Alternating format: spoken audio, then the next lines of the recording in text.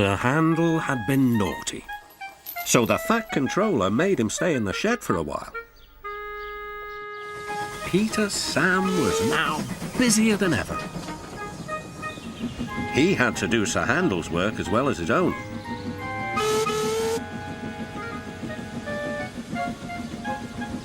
He was very excited, and the fireman found him hard to handle. Anyone would think that he wanted to work, said Sir Handel, who was lonely and bored.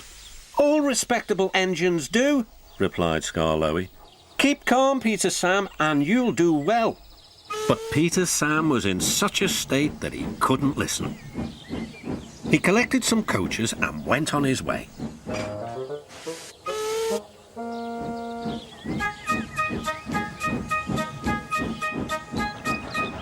But somehow, the faster he wanted to go, the slower the journey became.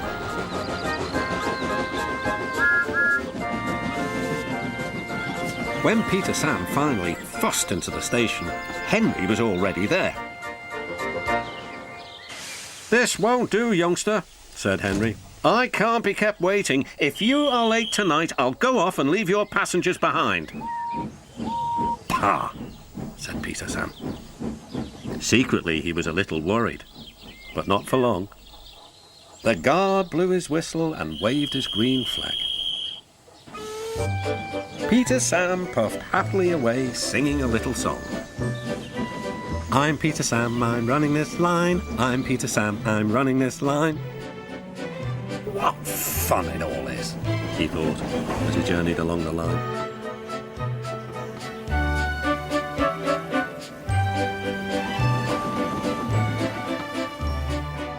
The coaches enjoyed themselves too. They were growing fond of Peter Sam.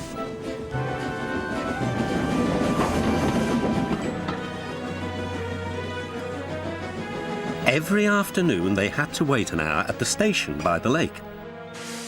The station has a little shop selling refreshments.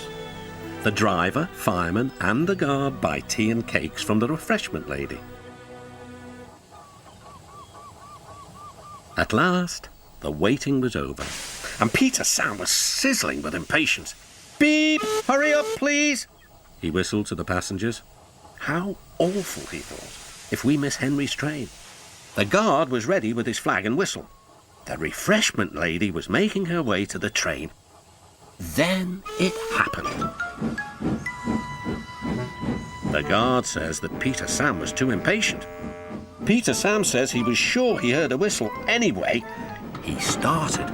"Stop, stop, stop," wailed the coaches. "You've left the refreshment lady behind." "Bother," groaned Peter Sam. "We're sure to miss Henry now." The refreshment lady climbed aboard and they started again. Peter Sam didn't sing anymore. Instead, he hurried along the line as fast as his wheels and his driver would let him.